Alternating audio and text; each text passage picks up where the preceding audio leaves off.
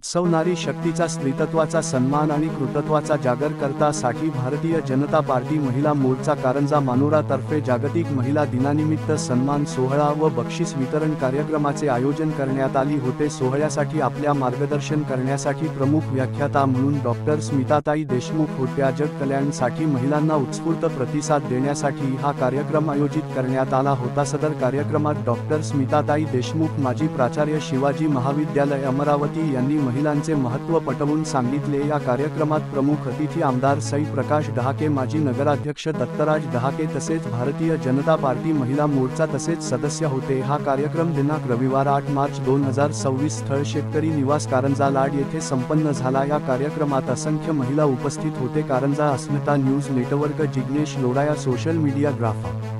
Karanja Asmita news network चॅनलच्या व्हिडिओला like करा आणि चॅनलला सबस्क्राईब करा व बेल आयकॉनला टच करायला विसरू नका।